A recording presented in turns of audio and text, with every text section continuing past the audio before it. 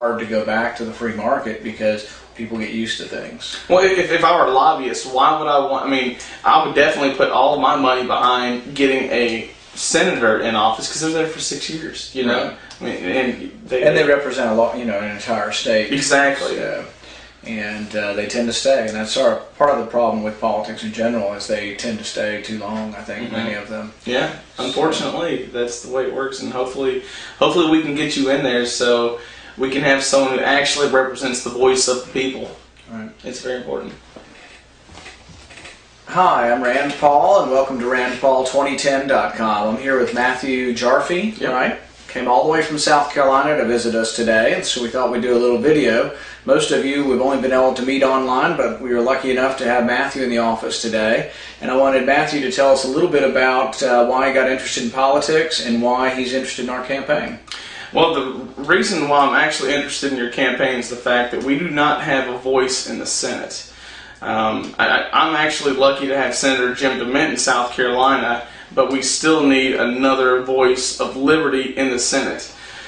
Of course, I got active big time in politics whenever your father ran for president, and that was the biggest thing that I can ever say that I was ever part of in my life was the money bomb. One of the two money bombs. Whenever we raised the $4 and the $6 million, that was just the most. It was one of the best times of my life. The fact that we, the people, had made a big statement, and hopefully we can make that statement for you. Yeah, and I remember exactly where I was too. I was in Boston at Faneuil Hall, which is the historic hall where James Otis spoke and Samuel Adams spoke there, and we were having a Boston Tea Party. And during that Boston Tea Party, everybody was giving announcements periodically through, and the excitement continued to build and build.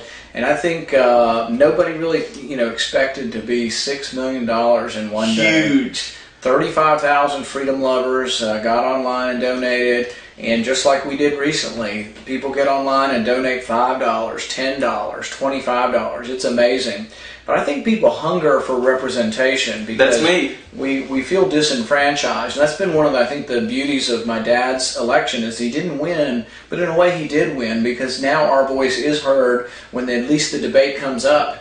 We can now say for 5 years we've been warning you that this housing bubble was coming, and my dad did. And so he is getting some credit for having warned of the failure. Unfortunately, now some people still want to make the Federal Reserve stronger. The Federal Reserve caused this boom and bust cycle, and now people want to give them more power to regulate the economy.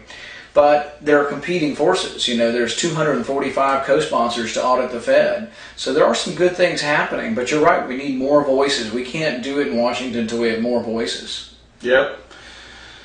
Well, I'd like to say that, here in South Carolina, you have a lot of support, and I'm sure here in the Bluegrass State, you've also got a lot of people, who are going to get behind the cause for liberty. We do, and it's a small primary. Really, only about 130,000, 150,000 people will vote in the primary. I've got a very good question. Now, do the people in Kentucky actually have to be a registered Republican to go and vote in the Republican primary, or can they just be a registered or a voter? Yeah, it's difficult. In fact, my son went to one of these mock legislators things that the kids do, and his bill was to propose that independents could vote in the primary.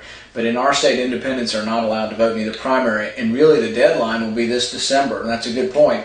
So there are a lot of people who like our movement who haven't registered with one party or the other. We need them to go out and register as Republicans and vote in the primary because every vote counts. And really in a primary, if someone like yourself who lived in Kentucky gets out there and works, you could be responsible for 1,000 votes in Kentucky. Even for South Carolina, you might be later on in the campaign able to make phone calls for us from South Carolina and get people to turn out because it's amazing. 30 or 40,000 votes might win this primary. So it's a very small primary, and we need to go all out and see what we can do. We're going to go all out, and you have my 100% full support in South Carolina.